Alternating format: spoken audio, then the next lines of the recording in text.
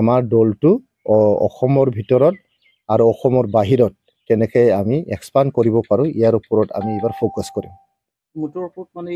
এনডিএৰ লগত থকা নাথাকাৰ এজেণ্ডা তেনেকুৱা হয়তো থাকে না নাথাকে সেইটো মই নাজানো, কিন্তু একজাক্ট ২৭টা বুলি মই নকওঁ, ২৭টাৰ বেছিও হ'ব পাৰে, ২৭টাৰ কমো হ'ব পাৰে।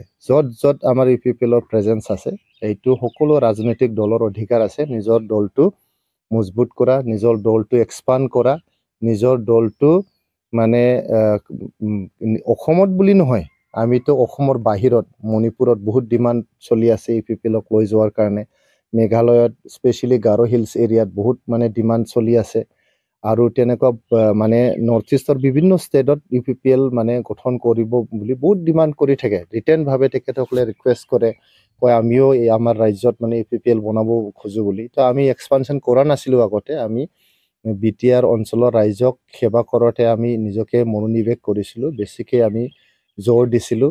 ইয়াত বহুত মানে ইছ্যুজবিলাক আছে, আমি ইয়াতে শান্তি স্থাপন কৰাৰ এটা ডাঙৰ দায়িত্ব আছিলে, গধুৰ দায়িত্ব আছিলে। সকলো জাতি জনগোষ্ঠীক ন্যায় দিয়াৰ এটা গধুৰ দায়িত্ব আছিলে।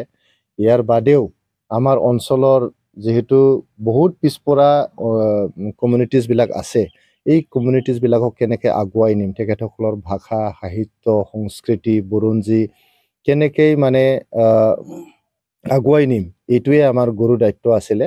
গতিকে যিহেতু এতিয়া আমি অলপ সময় পাইছোঁ, অপজিশ্যনত থাকি অলপ সময় পাইছোঁ, আমাৰ দলটো অসমৰ ভিতৰত আৰু অসমৰ বাহিৰত কেনেকৈ আমি এক্সপাণ্ড কৰিব পাৰোঁ ইয়াৰ ওপৰত আমি এইবাৰ ফ'কাছ কৰিম। এনডিএৰ লগত থকা নাথাকাৰ এজেণ্ডা তেনেকুৱা হয়তো থাকে না নাথাকে সেইটো মই নাজানো, কিন্তু ইউপিপিএলে 2026 চনৰ যে বিধানসভা নিৰ্বাচন আছে, এইটো আমি কেনেকৈ খেলিম, কেনেকৈ আমি জিকিম, ইয়াৰ যে কাৰ্যপন্থা ল'ব লাগে বা যি ষ্ট্ৰেটেজি আমি এডপ্ট কৰিব লাগে, এইটো আমাৰ যে ট্ৰাইএনুৱেল কনফাৰেঞ্চ আছে তাতে আলোচনা হ'ব, সিদ্ধান্ত হ'ব আৰু ঘোষণাও কৰা হ'ব। ঘোষণা কৰাৰ সময়ত আপোনালোকক সকলোকে মাতা হ'ব, তো আপোনালোককে আমি প্ৰথম জনাই দিম আৰু আপোনালোকৰ মাধ্যমেদি আমি ৰাইজক জনোৱাৰ যে কাম এইটো আমি কৰিম।